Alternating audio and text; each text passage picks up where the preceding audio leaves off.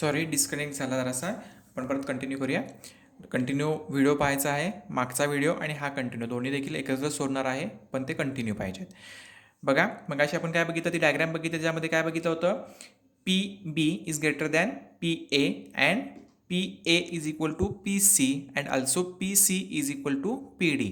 There four P C is equal to P D is equal to P A. Therefore P B is greater than P D. Okay, हे आपण बघितलं. But the point B and D are at the same horizontal level. Okay, आता बघा, आता ती diagram बघण्यापेक्षा ही बघा, बी and D ह्या देखील सेम हॉरिझॉन्टल लेवलला आहेत. Thus in order to maintain the same pressure the mercury in the capillary rushes out of the capillary. Because of this there is a drop in the level of mercury inside the capillary as shown in figure. Okay, ह्याच कंडिशनमुळे काय होणार आहे, तर मर्क्युरीचा जो drop आहे किंवा mercury जी आहे ती काय होणार आहे, ती फॉल होणार आहे. ओके, म्हणजे हे बघा, ही लिक्विड ॲक्च्युली लिक्विडची लेवल आहे, ही कॅपिलरी आपण डीप केली. मग आपण अशी डायग्राम बघितली की डीप केल्यानंतर काय झालं, पण ह्या ॲक्शन मागे काय होणार आहे, तर ही जी लेवल आहे ही ड्रॉप डाऊन होणार आहे. ड्रॉप डाऊन झाल्यानंतर काय होणार आहे बघा, बी हा पॉईंट जो आहे खालती येतोय. ओके, तर ते कशामुळे, तर ते आता आपण बघितलं. ओके, आता पुढचा पॉईंट काय आहे बघा, capillary is just immersed in water. आता मर्क्युरी लेवल आपण बघितली, आता वॉटरमध्ये बघूया. ती जस्ट ज्याला आपण त्याच्यामध्ये डीप करतो त्याला काय होतं, अशी डायग्राम येते. म्हणजे त्याच्यामध्ये कुठंही राईज नाही आहे किंवा फॉल्स नाही आहे, ही सेम लेवलला आहेत. ओके, मग अशी काय होतं, मर्क्युरी राईज होती आणि ती नंतर फॉल झाली. ओके, जस्ट आपण ज्याला डीप केली आणि लगेच जर बघितलं तर ती वरती असणार थोडंसं मर्क्युरी, आणि नंतर बघितलं तर खालती असणार आहे काहीतरी विदिन सेकंडमध्ये. आता इथे बघा, ही लिक्विडमध्ये म्हणजे वॉटरमध्ये केलेलं आहे, तर त्याला काय आहे, तर ही लेवल सेम आहे. ओके, आणि capillary in water after rise in level, आता इथं राईज झाली आहे. ओके, हे अशा दोन डायग्राम दाखवले आहेत. आता बघा, suppose a capillary tube is dipped into water. Consider the situation before the movement of water inside the capillary. The shape of the surface of water in the capillary, the shape of the surface of water in the capillary is concave. Okay, काय होणार आहे, concave. मग अशी काय होतं,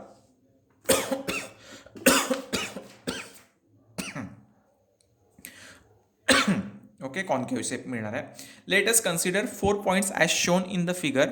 point A is just above the concave surface. बघा, point A is just above the concave surface. दिसते का diagram? Okay. And point B is just below the concave surface inside the capillary. A just above आहे, B just below आहे, पण दोन्हीही point हे कॅपिलरीमध्ये आहेत. Okay, C is just above the plane surface and D is just below the surface outside the capillary. हा just above आहे, D just below आहे, पण हे दोन्ही कॅपिलरीच्या बाहेर आहेत. Okay, outside the capillary, and is at the same horizontal level as that of B. Okay, आणि डी बघा सेम हॉरिझॉन्टल लेवलला आहे.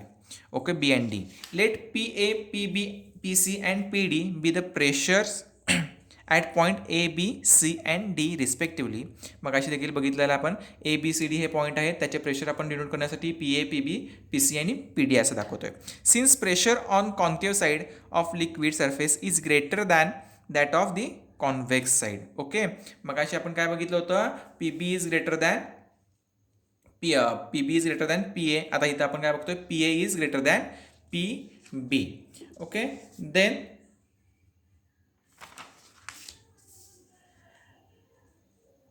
as the pressure is same on both sides of a plane surface, both side of plane surface, therefore pc is equal to pd. Pressure is equal to pc is equal to pd. The point a and c are at the same level. The pressure at both these points is the same. Therefore pa is equal to pc is equal to pd. Therefore atmospheric pressure is equal to atmospheric pressure, pa is equal to pc is equal to pd is equal to atmospheric pressure. Therefore pd is greater than pb. But point b and d are at the same horizontal level in the liquid. Therefore in order to maintain the same pressure, the liquid out of the capillary, flows into the capillary tube and rises above the point B till the pressure at B becomes the same as that at D. आता इथे काय होतं, बी आणि बी आणि D हे दोन्ही point जे आहेत ते सेम हॉरिझॉन्टल लेवलला आहेत. ओके, मग जे ते प्रेशर त्यातलं आहे ते मेंटेन करण्यासाठी एक तर मगाशी काय होतं, तो तिथे देखील प्रेशर मेंटेन करण्यासाठी मर्क्युरीमध्ये काय झालं, लिक्विड फॉल झालं. आता इथे प्रेशर मेंटेन करण्यासाठी जे आपलं वॉटर आहे ते राईज झालं. Okay, because of this there is a rise in the level of liquid inside the capillary tube. Okay, तर इथं काय झालं, प्रेशर मेंटेन करण्यासाठी वॉटर लेवल जे आहे ते राईज झाली. ओके, ही डायग्राम ही राईज झाली. ओके, देन पुढचा पॉईंट काय बघा, expression for capillary rise or fall. आता हे काय आहे, तर ह्या एक्सप्रेशन म्हणजे आपल्याला ॲक्च्युली इक्वेशन बघायचे आहेत. ज्या वेळेला कॅपिलरीमध्ये एखादं लिक्विड राईज होतं आणि फॉल होतं त्यावेळेला ॲक्च्युली काय होतं तर ते बघूया. The pressure due to the liquid, आता इथे वॉटर मी कंसात दिलेलं आहे म्हणजे वॉटर घेतलं आहे, column of height H must be equal to the pressure difference 2T upon R due to the concavity. Okay, therefore H rho G is equal to 2T upon R, equation number 1. आता बघा, where rho is equal to the density of the liquid, G is equal to acceleration due to gravity. Let R be the radius of capillary tube and theta be the angle of contact of the liquid as shown in figure. आता आपण angle of contact म्हणजे काय बघितलेला आहे, तो आता कुठला आहे, इथे डायग्राम दाखवलेली आहे. ओके, ही कॅपिलरीची डायग्राम आहे, ही बघून घ्या. Then radius of curvature R of the meniscus is given by capital R is equal to small r upon cos theta. H rho g is equal to 2T cos theta upon small r. Therefore H is equal to 2T cos theta upon R rho g. Okay, this is the required expression for capillary rise कंसात or fall for liquid. Narrower the tube is greater is the height to which the liquid rises or in bracket falls. If the capillary tube is held vertical in liquid that has a convex meniscus, then the angle of contact theta is obtuse. Therefore cos theta is negative and so is H. This means that the liquid will suffer capillary fall or depression. Okay, हे आता आपल्याला expression आपल्याला मिळालेलं आहे. ह्या एक्सप्रेशनचा किंवा ह्या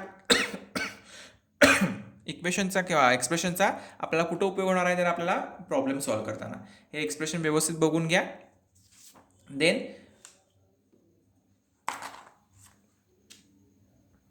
second method, using forces.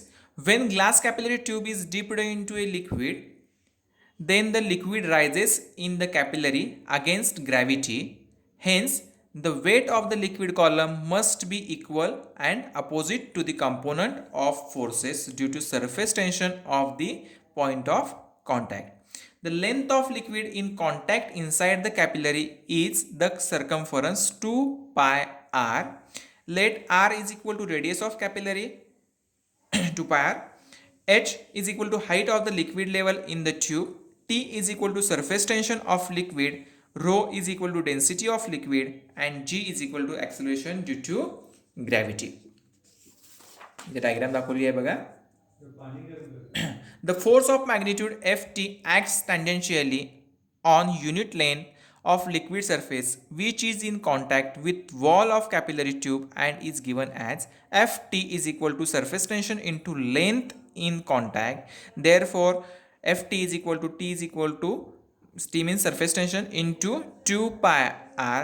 This force can be resolved in two components: A, Ft cos theta vertical upward and B, Ft sin theta along horizontal. म्हणजे Ft cos theta काय येणार आहे vertical upwardला आणि Ft sin theta कशाला येणार आहे along horizontal. पुढचा point, vertical component is effective horizontal component is not responsible for capillary rise. Vertical component of force acting on liquid column FTV is equal to force per unit length into circumference. Force per unit length आपण बघा T cos theta into 2 pi r.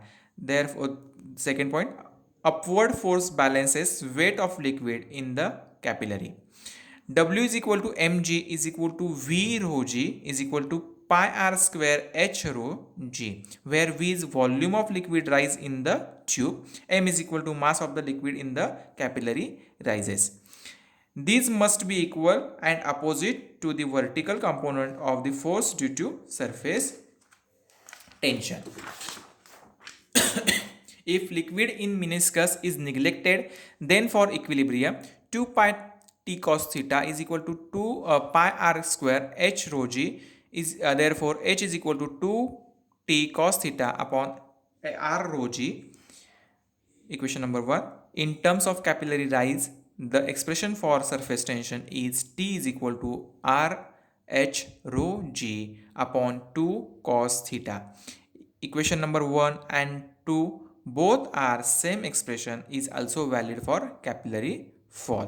Okay, आता आपल्याला जर प्रॉब्लेममध्ये capillary rise आणि किंवा का capillary fall याचं काही आपल्याला एक्सप्रेशन म्हणून काढायचं असेल तर हे दोन एक्सप्रेशन आपल्याला वापरायचे आहेत. या दोन्हीपैकी एक कुठलंही वापरलं तरी चालतं, दोन्ही देखील सेम आहेत.